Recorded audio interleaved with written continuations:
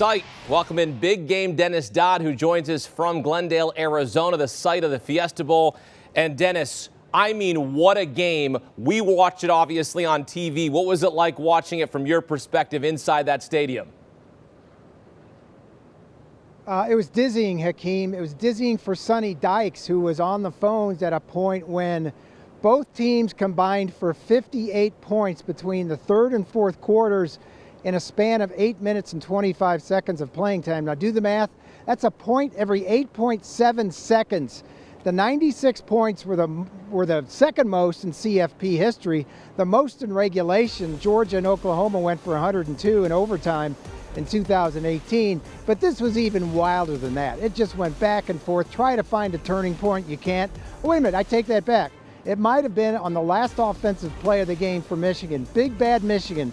Big physical Michigan when the quarterback, J.J. McCarthy, couldn't field the snap from Olu Oluwatimi, the nation's best center, the nation's best interior lineman, and they fumbled the game away literally. 2 pick sixes, you mentioned that.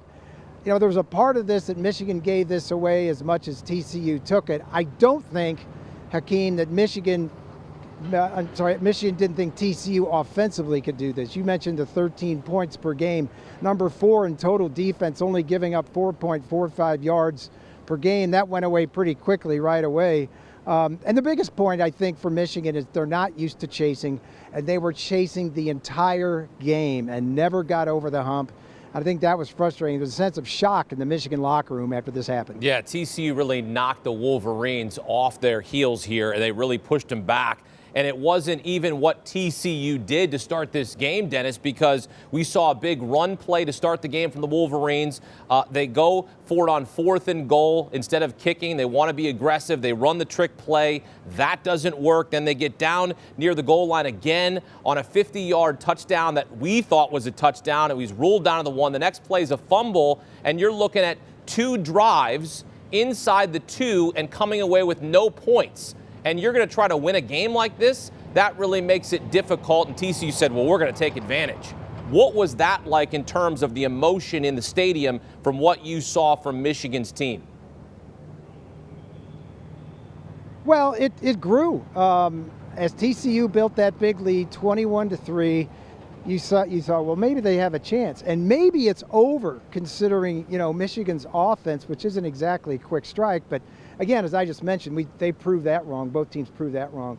But I think a couple of plays early on, and that 4th down that you mentioned, that first drive, that Philly special, that it almost told me, here's big bad Michigan. Again, physical Michigan does a double end around and goes for a Philly special in the end zone, which TCU sniffed out and knocked down in the end zone. And then on that pass to the goal line, the player who fumbled the ball, Kalel Mullings, I thought that broke down where Michigan finally was. You're always exposed at some point in these big type games. Kalel Mullings replaced Blake Corum, basically. If Blake Corum, who was out with, the consensus All-American, out with season-ending knee surgery, this guy would have never played. Who is Kalel Mullings?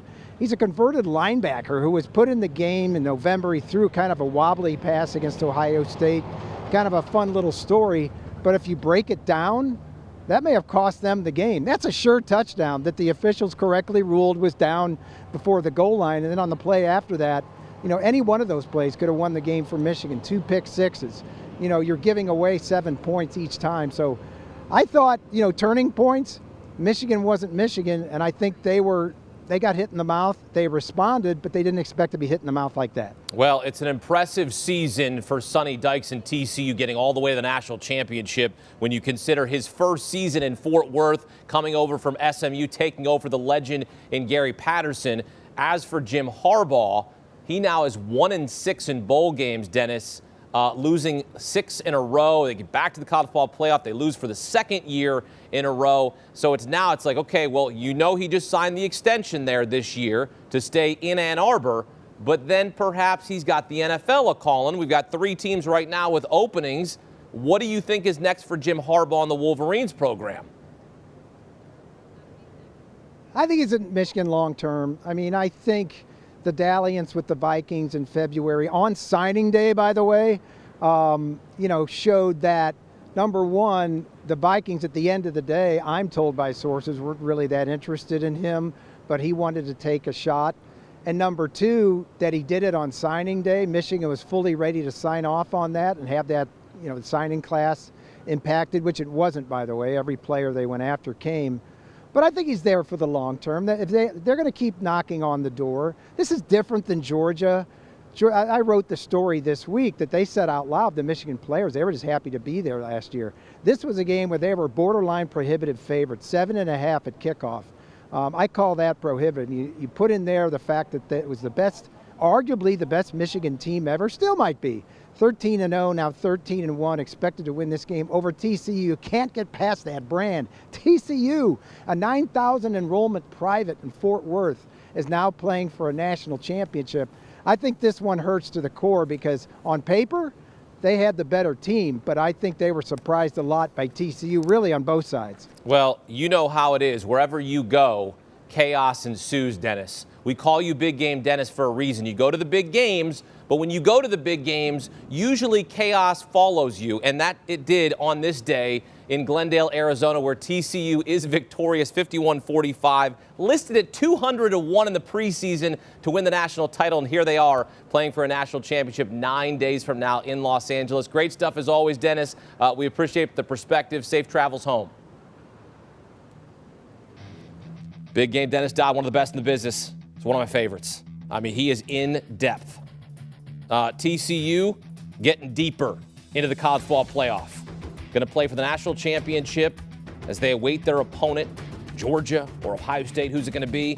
But they're playing for their first national title since 1938, and they tie a school record with 13 wins.